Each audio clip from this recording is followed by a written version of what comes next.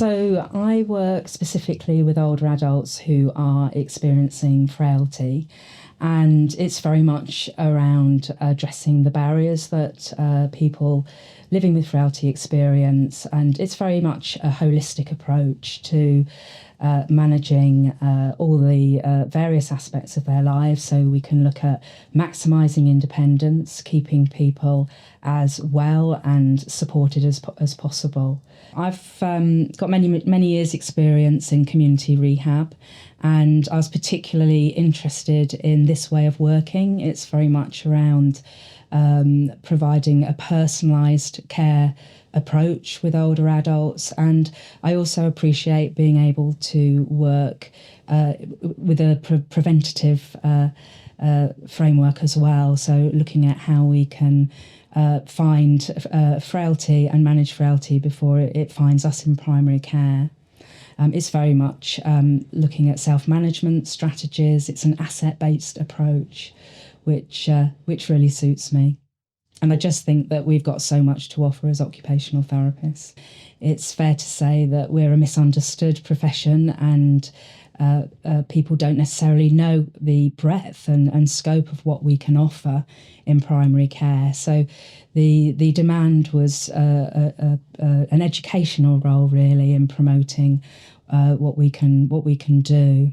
I think it's really rewarding. And I know the Royal College of Occupational Therapists have a phrase which is small change, big impact. And I see that every day in this role, that we work with older adults, and it may be quite a small difference or a change in technique that can have quite a significant impact on how they manage their overall well-being and their meaningful activities on a day-to-day basis.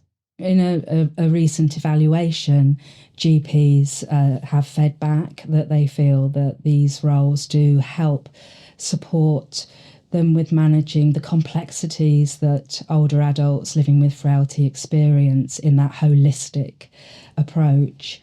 Also, GPs have fed back that they feel that these roles do save them time, and I think that's partly because of our knowledge of services. We can join up the dots, so to speak, and we know where to refer on to, which can really support GPs in terms of their time. And also, GPs have said that they appreciate this holistic, thorough assessment that we offer in really often picking up issues that patients may face that aren't necessarily picked up by other professions. Like in John's situation, do appreciate that sense of feeling connected and a sense of belonging that I think has been really affected, particularly through the lockdowns and the pandemic. Also, patients appreciate being able to access occupational therapy on their doorstep as part of the primary care service. It's familiar to them, and they can refer themselves back to me without having to go through the GP practice. I think also patients value the therapeutic impact of what we do. So looking at self-management strategies, looking at keeping patients safe, doing, as with John, falls prevention work, and just supporting patients in their overall well-being as they age well. What I particularly love is seeing how occupational therapy can give back independence and well-being to patients as part of our role on a day-to-day basis.